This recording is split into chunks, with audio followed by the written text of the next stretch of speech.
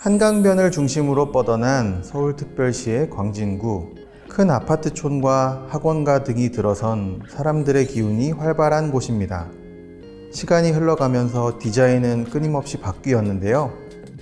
디자인의 흐름에 얽매이지 않고 새로운 생명이 불어넣어진 건물이 있습니다. 지금 만나러 가보실까요?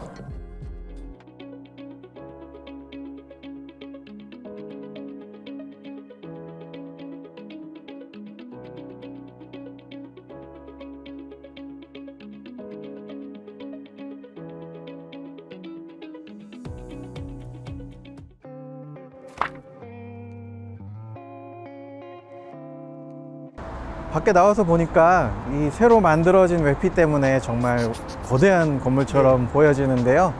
그 새로운 인면을 더해서 기존 건축물을 남겨두고 이렇게 만들어낸 이유가 있을까요? 제가 이 건물, 이 길에 대한 해석부터 했는데요.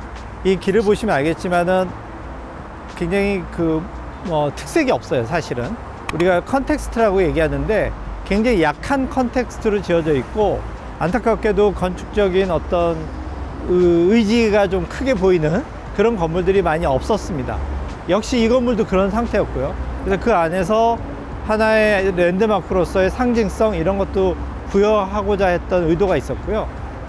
그 다음에 이제 제가 색도 건축이라고 말씀드렸던 것처럼 이 색에 대한 해석을 좀 했습니다. 그래서 이 공간을 크게 차지하는 생면적이 있다면 그 자체로 하나의 건축 파사드가 만들어지지 않을까. 이 파사드 자체로도 하나의 건축적 형태감을 충분히 줄 수 있겠다. 그런 의도에서 저희가 디자인을 했습니다.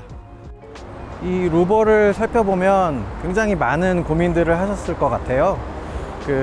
수직 루버를 활용해서 곡면을 만드는 것부터 루버 각각의 폭이나 단면의 형태 이런 것들이 많은 고민을 통해서 만들어지지 않았을까 추측을 해봅니다. 그리고 또 저녁 때 살펴보면 멋진 조명을 더하실 것 같고 그런 생각이 드는데 이에 대해서 설명을 부탁드리겠습니다. 우선 그 디테일을 만들기 전에 내가 전체적인 형태를 어떻게 끌고 갈 거냐에서부터 디자인이 시작이 됐습니다. 그래서 여기가 보시면은 거대한 도로가 있고 여기서 많이 흘러가는 거거든요. 그래서 흘러가는다라는 개념에서 이 건물도 같이 묻혀가는, 그래서 이제 그런 개념으로 적용하다 보니까 또 시간에 대한 개념도 저는 계속 강조를 했고, 그다음 부피감도 얘기를 했기 때문에 여기에서는 아무래도 이제 좀 볼륨감이 필요했고요. 그 볼륨을 하다 보니까 유선형이 나온 거고요. 그럼 이 유선을 기술적으로 뭘 표현할 거냐? 거기에서 이제 수직 루버가 나온 겁니다. 수직 루버를 만들고 나서 또 하나 이제 숙제가 뭐였냐면, 우리가 루버로 디자인된 많은 건물들이 있잖아요. 근데 루버의 사실 경제적인 이유 때문에 건축가들을 좀 촘촘하게 하고 싶지만 그렇지 못한단 말이에요. 근데 이 경우는 우영민 선생님이 적극적인 지지를 해줘서 약간 좁게 해도 좋다. 오히려 이빨 빠진 것처럼 듬성듬성한 거는 본인도 싫다. 그래서 저희가 굉장히 촘촘하게 디자인을 해줬고요. 그런 이유 중에 하나는 뭐냐면 이동하는 동선에 따라서 건물의 크기감이 달라진다는 거죠. 그러니까 이 유선형이고 루버 관계가 촘촘해지면 정면으로 봤을 때는 속살이 보이지만 측면에서 이동하면서 보면은 안 보이잖아요. 근데 직선이 아니라 유선형은 거기에 또 하나 동선의 재미가 있어요. 그래서 시각에 따라서 건물의 매스감이 바뀌는 느낌을 받는 거죠. 그래서 굉장히 키네틱은 아니지만 바라보는 관찰자가 움직임으로써 건축이 계속 변화하는 양감과 시각적 변이를 갖고 있는, 되게 시각적으로 재밌는 예술 작품을 보는 그런 의도도 있었습니다. 그래서 루버에 대해서 간격과 형태가 되게 중요했던 것이고, 이 곡선의 건물 매스만 유선형이 아니라 루버 자체도 유선형을 잡아준 것은 빛에 대한 각도 때문에 그렇습니다. 그래서 어느 정도는 위치에 따라서 보면 이 루버가 이게 금속이구나라는 것을 느낄 수 있도록, 그래서 이제 색에 대해서도 일반적인 컬러를 칠한 것이 아니라 펄을 넣어서 메탈릭하게 연출을 해준 거죠. 설명을 듣고 보니까 정말 박서보 화백이라든지 굉장히 추상미술 예술 작품을 보는 느낌도 듭니다. 저희가 패션 사옥을 촬영하다 보니까 갑자기 멋있어지셨습니다. 저희가 촬영하는 동안 협찬을 받아서 이렇게 멋진 셔츠로 갈아입었습니다. 감사합니다. 그 메인 로비를 딱 들어오니까 정말 세련된 형태의 프론트 데스크, 그리고 회사명이 적혀진 벽, 그리고 많은 패션과 관련된 이런 책들이 꽂혀져 있는 서가를 마주하게 됐는데요. 이 공간에 대해서 설명 부탁드립니다. 이 프로젝트를 맨 처음에 이제 저한테 얘기하신 우리 패션 디자이너 우영민 선생님 같은 경우가 맨 처음부터 이 1층에 대한 기능은 확고하셨습니다. 그래서 여기는 내가 패션 아카이브를 하고 싶다.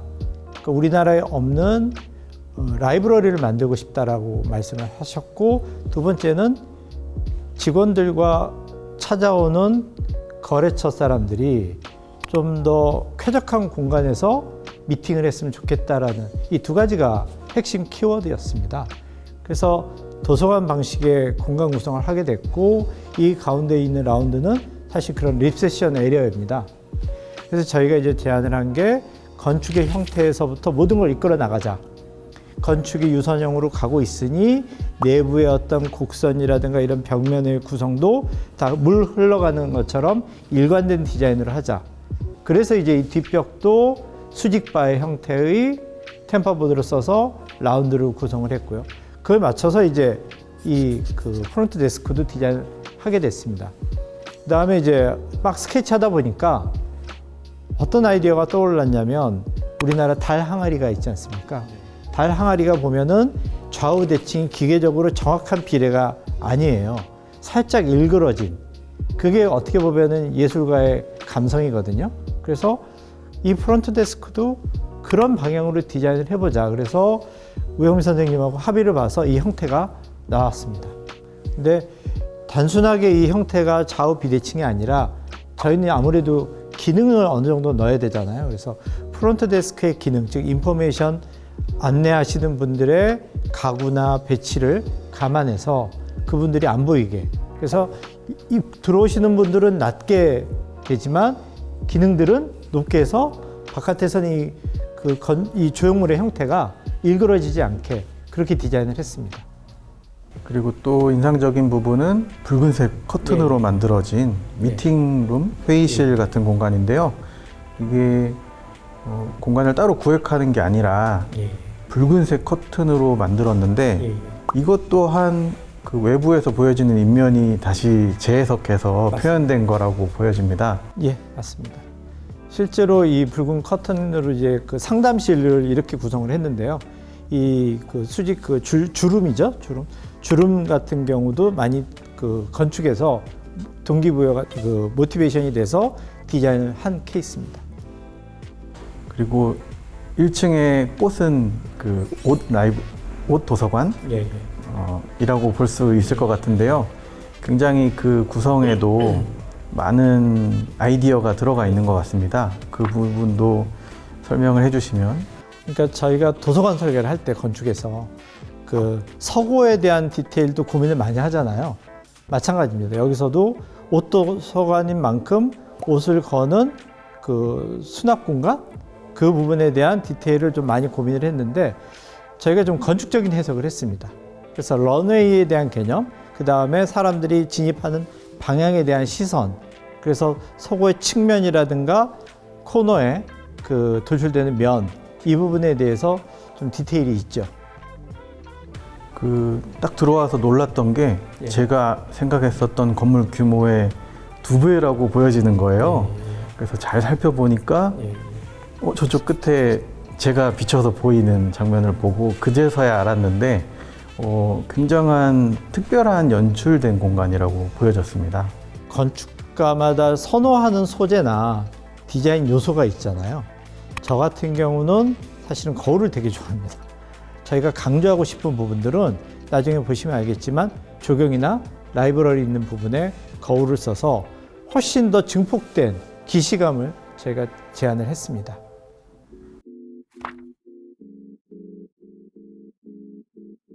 이곳에 들어오면서 깜짝 놀랐는데요. 서울 도심 한복판에서 이렇게 멋진 정원을 가꾸어 놨다는 게 깜짝 놀랐습니다. 그 패션 디자이너로서 이런 장면을 바라보면 그 패션에 대한 아이디어가 막 샘솟을 것 같은 공간인데요. 설명 부탁드립니다. 그러니까 이 건물은 원래 있던 건물이 계속 중축이 되고 또 옆에 건물까지 같이 흡수했다 그랬잖아요. 그래서 여러 곳에 틈이 있습니다. 그러니까 이 틈을 어떻게 활용을 할 거냐. 그래서 정말 애매한 데는 그냥 단지 조경으로 해주고, 아니면 우영미 선생님이 얘기하는 것처럼 직원들도 숨을 공간을 주겠다라고 하셔서 그 숨을 공간 만들어 놨고, 여기 같은 경우는 여기도 틈 공간인데 조경을 했죠.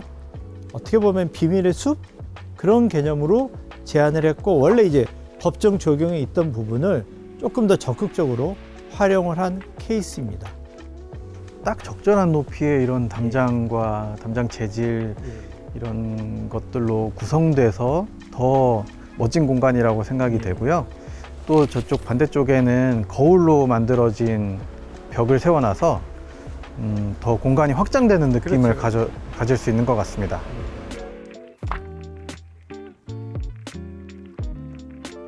또 다른 멋진 공간에 왔습니다.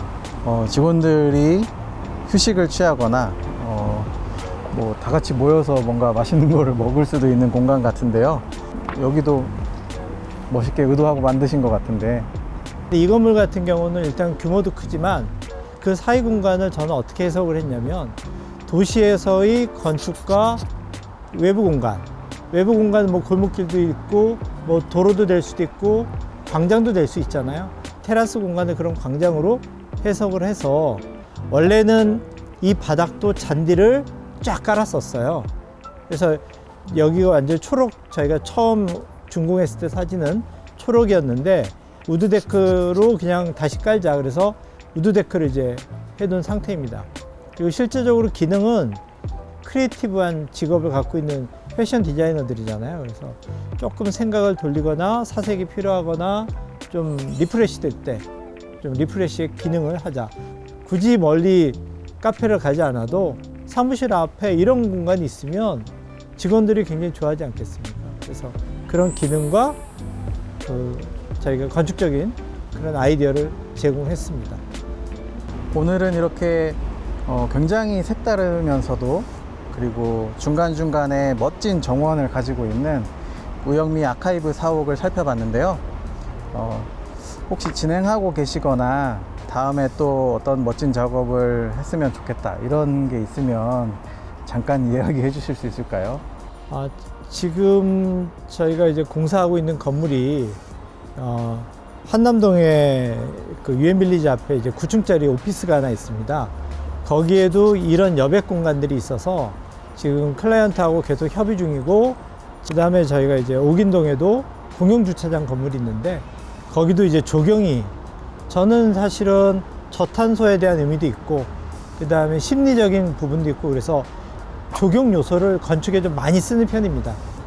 그리고 이제 지금 최근에 저희가 제일 심혈을 기울이는 거는 경기도 화성 윤건릉 앞에 그 주상복합, 그러니까 메가 카페가 하나 있고 그 다음에 위에 단독주택이 있는데, 거기에도 이제 여기 못지않은 그런 재밌는 그런 조경이나 건축 공간 요소들을 담아내고 있습니다. 앞으로도 이런 우영미 아카이브 사옥처럼 멋지고 특별한 건축물들 많이 보여주실 것을 기대해 보겠습니다. 감사합니다. 감사합니다.